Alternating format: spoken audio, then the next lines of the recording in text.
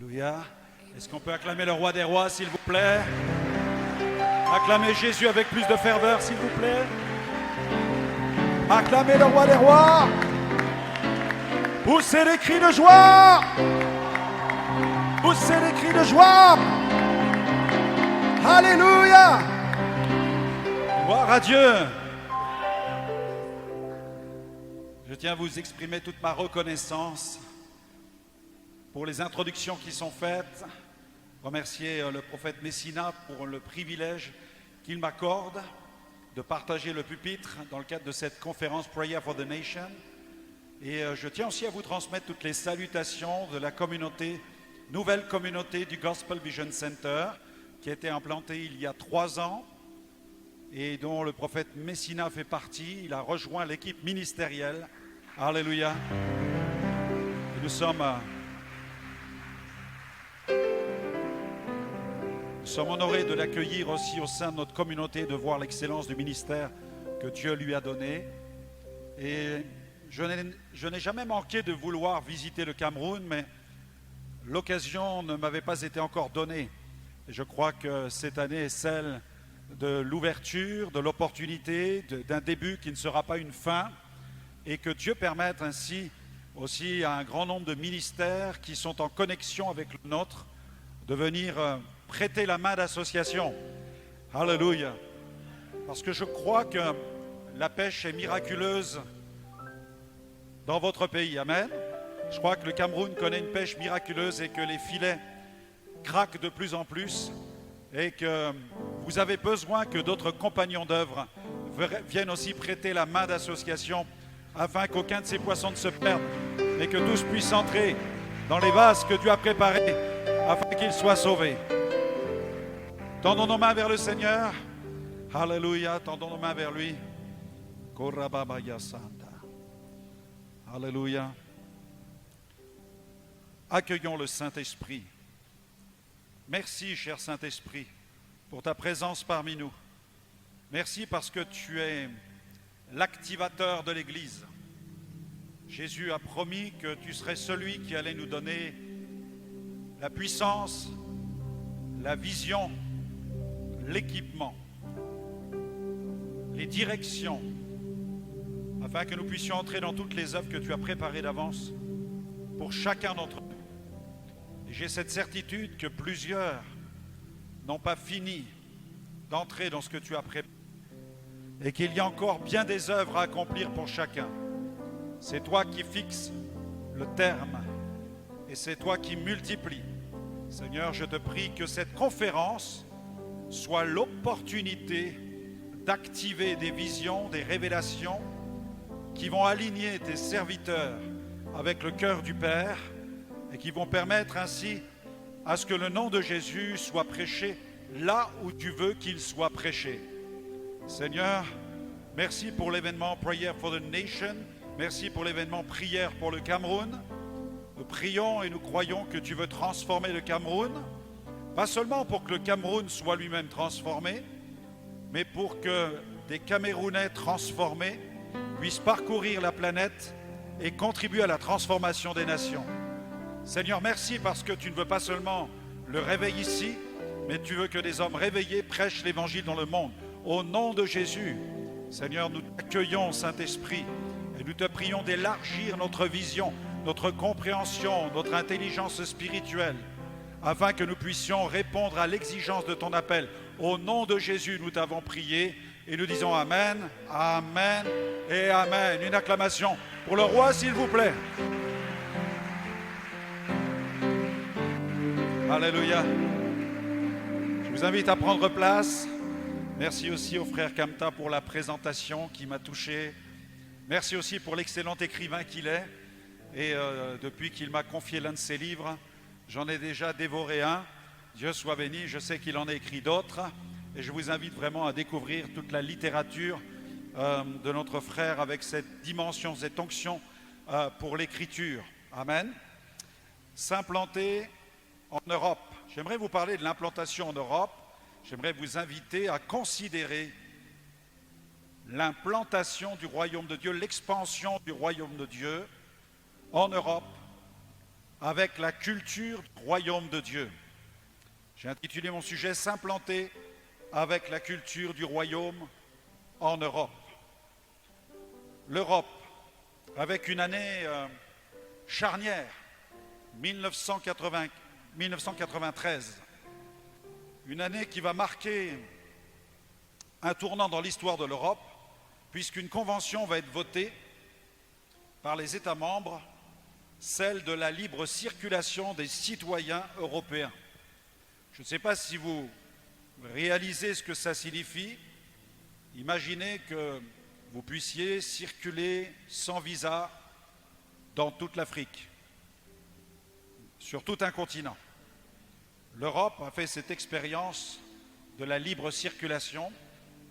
La décision a été votée en 1993, impliquée en 1995, et cette libre circulation s'est étendue à tous ceux qui disposent d'un visa considéré pour beaucoup comme le Saint Graal, le visa Schengen. Un visa pour l'Europe qui vous donne accès à tous ces pays pendant 90 jours, qui vous donne accès à une union de pays, de nations, l'Union européenne, qui comprend 27 pays qui correspondent à 450 millions d'habitants. L'Europe est un champ missionnaire. L'Europe est un vaste continent qui a besoin de la proclamation de l'Évangile. Il y a encore quelques jours, de la France, je suis allé en Belgique sans être passé par le service des douanes, sans avoir eu besoin d'un visa. Je suis allé tenir des réunions de réveil en Belgique et je suis allé prêcher à l'intérieur de l'Union européenne, dans des pays comme la France, Belgique, Luxembourg, Suisse, Italie, Espagne, Sicile, Allemagne, Pays-Bas, Pologne, Roumanie, Lettonie, Angleterre, Hongrie et même la petite principauté de Monaco. Vous pouvez circuler dans tout l'espace, on parle de l'espace européen, lorsque vous êtes de nationalité française ou d'une nation qui appartient à l'Union européenne, ou si vous disposez d'un visa Schengen. Ce visa, c'est comme la clé qui vous permet d'entrer et ensuite de pouvoir circuler pendant ces 90 jours. Ce visa peut s'étendre à un visa beaucoup plus long, jusqu'à 3 mois, au-delà de 3 mois, si vous venez en tant qu'étudiant ou si vous venez aussi pour travailler.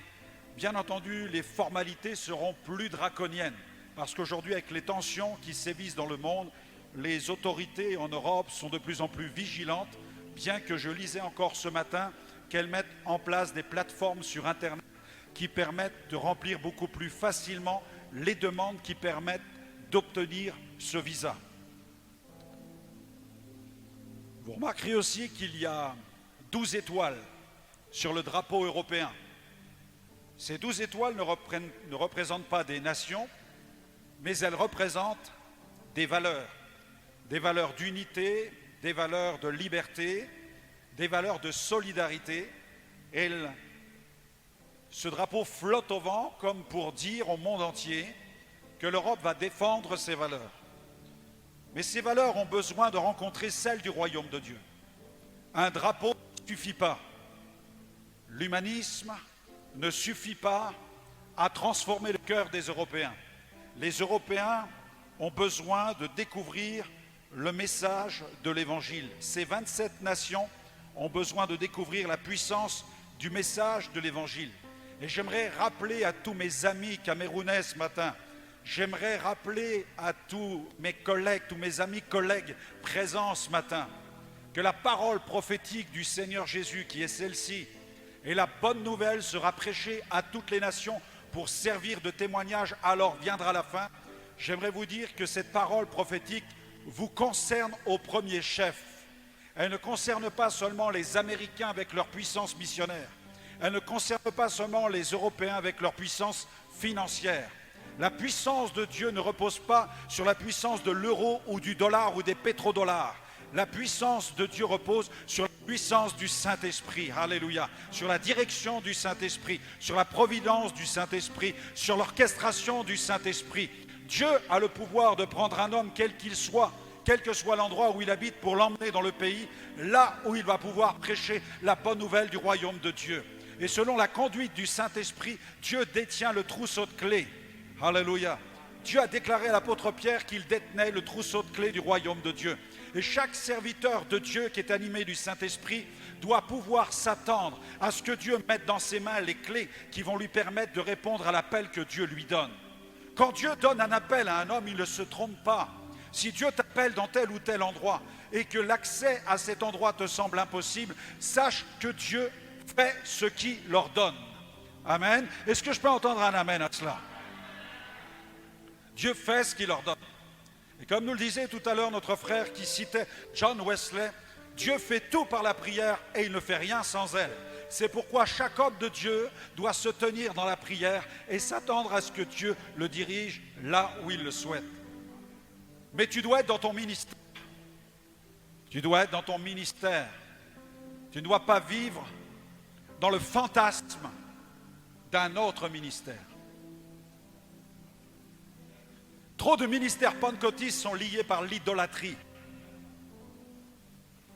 Il y a quelqu'un? Trop de ministères sont liés par l'idolâtrie. Ils sont inspirés par ce qu'ils voient à la télévision, et ils ont raison de l'être. Ils sont inspirés par les diffusions qui circulent sur les réseaux sociaux, de grands ministères qui sont fructueux, qui ont du fruit. Et vous avez raison de l'être, vous avez raison d'être inspirés. Mais ce qui est important, c'est de répondre à son propre ministère et de ne pas vouloir devenir le ministère d'un autre. Tu ne dois pas sacraliser les ministères que tu vois. David était ridicule dans l'armure. David était ridicule dans l'armure de Saül. Et parfois nous pensons que c'est en mimant, en cherchant à ressembler à tel ou tel ministère que nous serons aussi puissants que lui. Et nous nous trompons. Tout simplement parce que Dieu ne bénit pas les acteurs. Dieu ne t'a pas appelé à être un acteur de cinéma. Dieu ne souhaite pas que tu sois un acteur de théâtre. Dieu t'a appelé toi. Et c'est toi qu'il veut oindre du Saint-Esprit. Dieu veut oindre ton cœur, il veut te donner cet équipement. Dieu t'a adressé un appel. Dieu t'a adressé une vocation. Et c'est cet appel-là que Dieu veut libérer dans sa puissance. Pour que tu puisses entrer dans les œuvres que tu as préparées d'avance, que Dieu a préparées d'avance pour toi. Et les œuvres que Dieu a préparées d'avance pour toi, ce ne sont pas les œuvres de tel ou tel ministère. J'ai rencontré Reinhard Bonnke en 1996. Mais je ne souhaite pas devenir Reinhard Bonnke. Je suis Franck Alexandre. Sois toi-même. Sois toi-même. Alléluia. J'ai un immense respect pour tous ces géants de la foi. Mais si Dieu était avec lui, je crois qu'il est capable d'être autant avec moi. Dis à ton voisin, Dieu va être avec moi autant qu'il a été avec les géants de la foi. Amen. Dieu va être avec moi autant qu'il l'a été avec les géants de la foi. Notre frère Messina vous a dressé le tableau sur le danger du repli identitaire. Premier point, ne pas céder au repli identitaire. Si tu veux aller en Europe, c'est le conseil que je te donne. Ne cède pas à la facilité du repli identitaire. Dieu veut que tous les hommes soient sauvés. J'aime les Africains, j'aime manger africain. J'aime les Mauriciens, j'aime manger mauricien. J'aime les Malgaches, j'aime manger malgache. J'aime la nourriture de tous les peuples, j'aime les hommes et les femmes de tous les peuples. Dieu veut que tous les peuples soient sauvés. Et Dieu est capable de transformer ta mentalité pour élargir ta vision, afin que le spectre de ta vision s'élargisse et que tu puisses voir tous ceux que Dieu place devant toi, que tu ne fasses pas de sélection dans ton évangélisation ou dans ton ministère.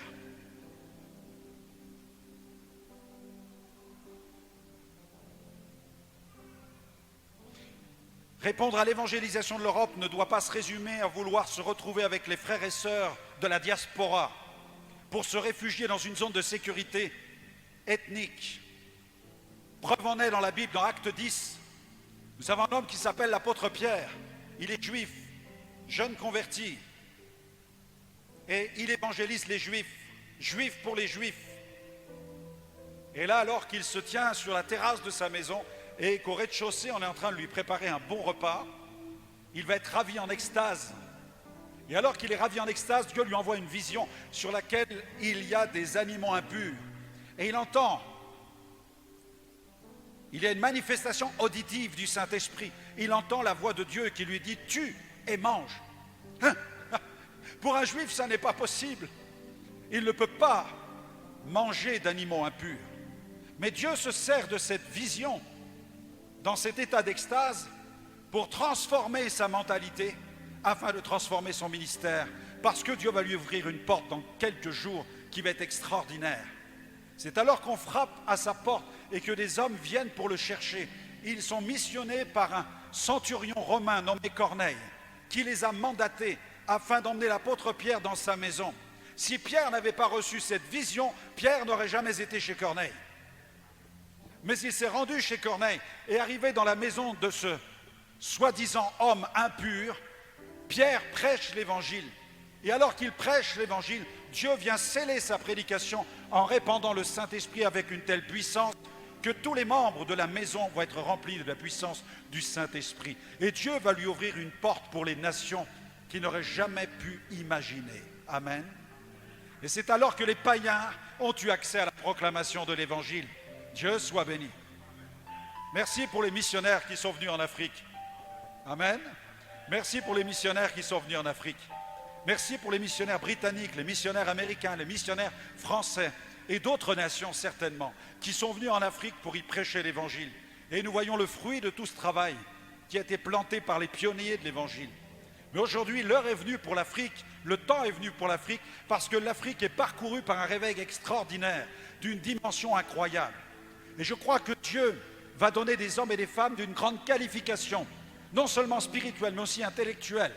Des hommes de grand calibre qui vont être les moyens de permettre le développement du royaume de Dieu en Europe, dans l'Europe tout entière, afin que l'Europe puisse résister à de nombreuses menaces spirituelles qui pèsent sur sa destinée. C'est pourquoi le repli identitaire n'est pas la solution. Tu dois maintenant considérer la vision que l'apôtre Pierre a reçue. Tu dois être capable de dire « je dois changer ma mentalité ». Il est vrai qu'il existe en France tout un florilège d'églises qu'on appelle les églises afro-antillaises ou les églises de la diaspora, appelées aussi églises ethniques de grande taille, principalement en région parisienne. On estime qu'elles seraient 200, qu'il y aurait 20 000 fidèles globalement. Mais on parle dans les médias d'églises de minorité. Et c'est un terme qui est péjoratif. Ces églises dites de minorité sont affublées d'un terme péjoratif qui les dessert, qui ne les avantage pas au regard des autorités. Ces églises sont à la fois, Dieu soit béni, elles sont utiles dans le sens où elles contribuent à l'intégration de ceux qui arrivent de l'Afrique en Europe. Ce sont des églises d'intégration, mais aussi malheureusement ce sont des églises de ghettoisation parce qu'elles ne sont pas ouvertes sur l'extérieur. Je crois que Dieu agit dans la culture, mais Dieu agit aussi contre la culture. Et nous l'oublions trop souvent. Dieu agit dans la culture, Dieu agit par la culture, Dieu agit contre la culture, Dieu agit en dépit de la culture, et gloire à Dieu, Dieu transforme la culture. Et l'œuvre du royaume de Dieu, l'action du Saint-Esprit, ne consiste pas seulement à nous envoyer vers les hommes et les femmes de toute culture, mais l'action du Saint-Esprit consiste à nous transformer dans notre propre culture afin d'être les agents qui vont contribuer à la transformation de la culture des autres. Il faut que tu sois toi-même d'abord transformé par la culture du royaume de Dieu. Tu dois être capable de dire « Seigneur, transforme ma propre culture » afin que je puisse être à l'image que tu souhaites pour que je devienne l'instrument qui va contribuer à la transformation de la culture